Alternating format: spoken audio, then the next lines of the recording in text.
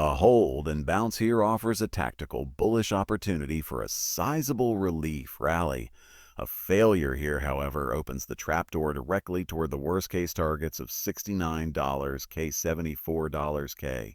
Therefore, these two numbers, $93,300 as the bullish invalidation point and $86,000 as the last defensive line, become the essential coordinates for mapping Bitcoin's next major move. Every candle, every volume spike, and every piece of news must be filtered through the lens of its impact on price relative to these two definitive levels. For years, the dominant intellectual framework guiding crypto investment has been the 4-year Bitcoin cycle, a rhythm ostensibly tied to Bitcoin's halving events. This narrative promised a predictable script, post-halving consolidation followed by an explosive multi-year bull run, culminating in a euphoric top and a subsequent bear market. This cycle provided comfort, a sense of order, and a long-term roadmap for investors. The current dramatic downturn, especially its timing and depth, is violently challenging this foundational belief. The script explicitly asks, are we speedrunning a bull market top with a bear market starting in 2026? This question signifies a profound crisis of narrative, forcing the market to search for a new explanatory model. The analysis provided does not dismiss cyclicality outright, but proposes a radical expansion of the timeline, introducing a long-wave, 20-year cycle framework. This perspective argues that Bitcoin, born in the ashes of the 2008 global financial crisis, did not create its own isolated economic reality, but was instead birthed into the commencement of a new, broader macroeconomic supercycle. This supercycle encompasses traditional assets like housing and general business activity, rhythms dictated by deep-seated factors like generational demographic shifts, long-term debt cycles, and technological paradigm changes. From this vantage point, Bitcoin's previous 4-year cycles are not the primary story. They are merely the first volatile, higher-frequency subcycles operating within the infancy of this much larger 20-year wave. The implications of this shift are tectonic. If crypto is indeed synced to a 20-year cycle beginning around 2008-2009, then its current phase must be reevaluated. The analysis posits that the period from 2026 to 2029 is flagged as the projected window for the next sizable correction within this mega cycle. This is a crucial distinction. It doesn't necessarily mean a bull market cannot occur in 2026. The script allows that 2026 could still be a big year. However, it reframes 2026 from a simple post-halving year 2 equals bullish assumption into a cautionary year.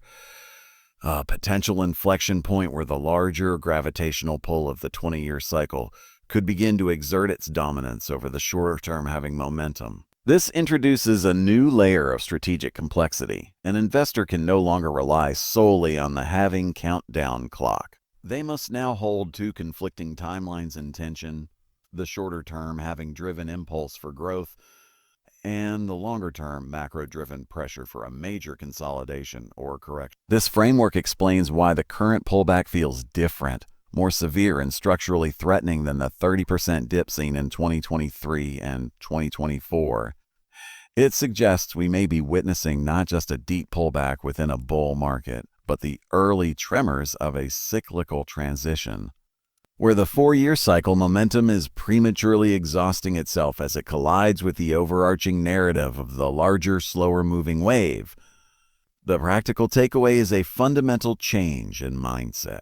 The $69,000 level for Bitcoin is elevated from a technical support to a line in the sand for this entire cyclical hypothesis. A sustained break below this level, the previous cycle's all-time high, would do more than trigger stop losses. It would provide strong empirical evidence that the old 4-year cycle pattern has, in fact, been broken.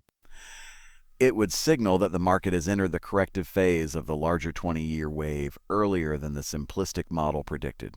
Therefore, the narrative shift is not academic. It provides a specific, non-negotiable level, $69 K, that acts as the ultimate test for which cyclical story, the comforting 4-year rhythm or the more daunting 20-year progression, is currently governing the market. This transforms investment from a game of following a pre-written script to one of dynamic, evidence-based navigation between competing historical paradigms. A cardinal rule in crypto markets is that altcoins are a derivative of Bitcoin. This is not a mere cliche, but a statement of fundamental capital flow mechanics and risk sentiment. When Bitcoin experiences a structural breakdown, as analyzed in the first two keynotes, it does not simply create a buying opportunity in altcoins at lower prices. Instead, it triggers a systemic risk-off event that flows through the entire digital asset ecosystem. The analysis of altcoins presented in the script must be understood through this lens, not as individual, isolated opportunities, but as satellites whose orbits are destabilized by the gravitational pull of a wobbling central star. The overarching thesis is therefore defensive positioning, a strategy focused on capital preservation, identifying true strength, and waiting for Bitcoin to establish a stable base before allocating risk capital downward the risk curve. The Ethereum ETH analysis serves as the prime case study for a major blue-chip altcoin in distress. The script highlights a critical technical failure. Losing $3,500 was the critical break. This level was far more than psychological. It represented a key consolidation zone that had acted as support. Its breach confirmed that Ethereum was not merely correcting, but participating fully in the Bitcoin-led downtrend, invalidating any narrative of decoupling. The analysis then shifts from diagnosing the problem to establishing a framework for potential recovery. It identifies two specific, technically derived strategic accumulation zones: the Fibonacci gold pocket around $2,600 and the point of control POC near $2,500. The POC is a crucial volume profile concept. It is the price level with the highest traded volume over a specified period, in this case, the year. It represents a fair price discovered by the market, where immense liquidity previously changed hands. A return to this zone is statistically likely and often attracts strong buying interest from those who missed the initial move. Targeting these levels provides a disciplined, non-emotional plan for re-entry conditional on Bitcoin's own stability. The situation with Polygon MATIC, however, illustrates a far more dangerous market phenomenon and the core of the defensive mandate. The script points out that despite huge news with MasterCard and Revolut, the price didn't budge. This is a catastrophic signal in technical analysis, often summarized as, "Good news that can't move the price is the loudest warning." It indicates that the underlying supply-demand equation is so bearish that even a powerful positive catalyst is insufficient to attract net new buying. All the bullish news is being instantly absorbed and sold into by existing holders desperate for exit liquidity. MATIC status at or near all-time lows further compounds this, placing it in a state of price discovery to the downside, where there is no established technical support beneath it, making potential declines swift and severe. The script provides a clear binary rule for this scenario. Until it reclaims 15 cents, it's in price discovery to the downside. Above 15 cents opens a path. This establishes a single clean line that separates a state of unacceptable risk from one where a tactical trade might be considered. For XRP and Uniswap Uni, the analysis applies the principle of range dynamics. Key, having experienced a massive 250% yearly pump, is now testing the low end of its newly established range at $2. The key question is whether this range will hold or break.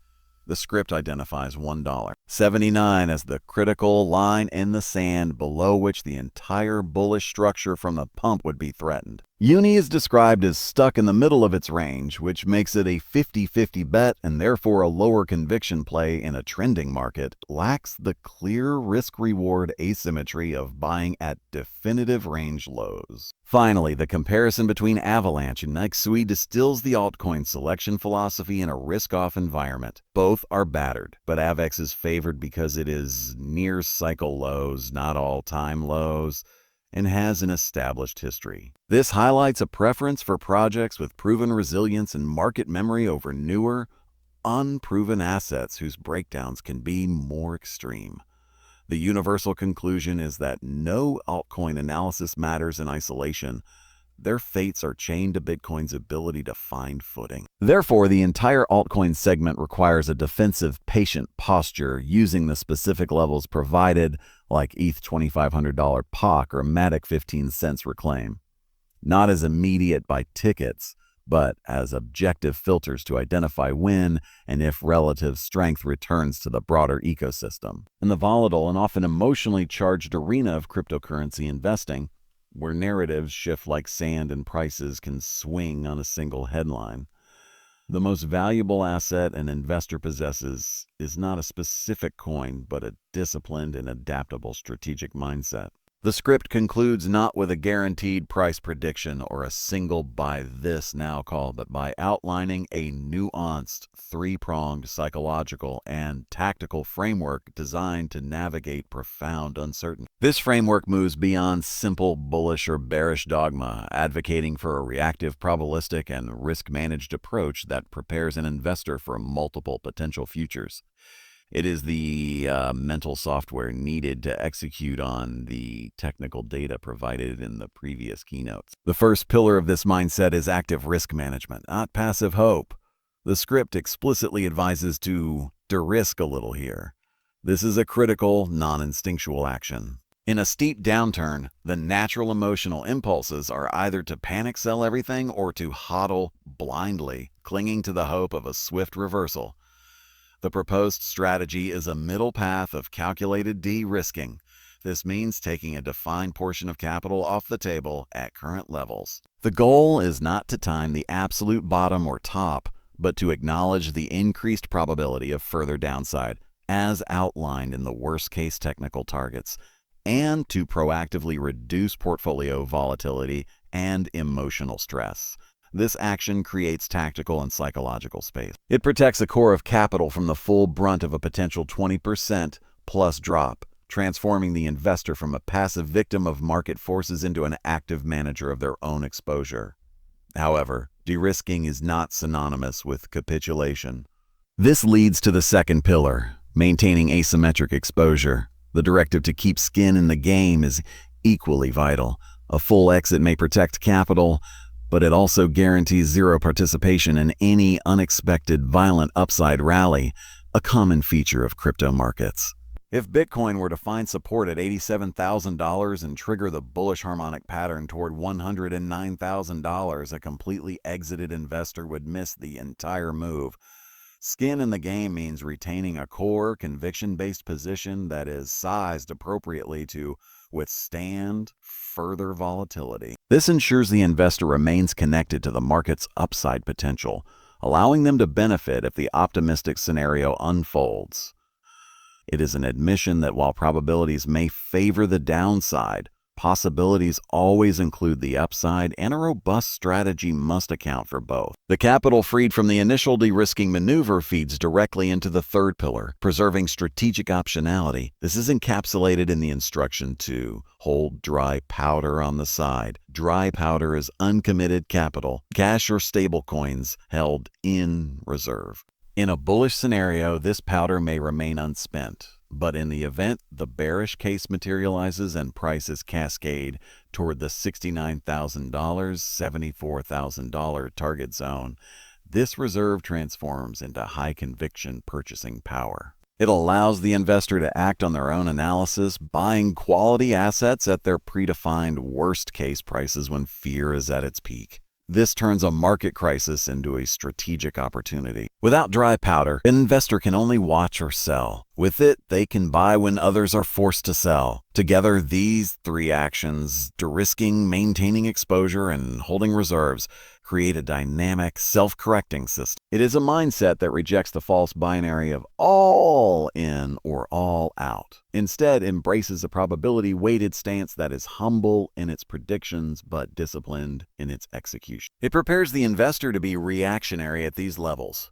As the analyst notes, ready to pivot based on whether Bitcoin holds $87,000 or breaks $69,000. This philosophy does not guarantee profits, but it systematically manages the two great destroyers of wealth in volatile markets: Catastrophic loss, managed by de-risking in dry powder, and missed opportunity, managed by keeping skin in the game. It is the final, essential piece that translates complex technical and cyclical analysis into a concrete, executable plan for psychological and financial survival.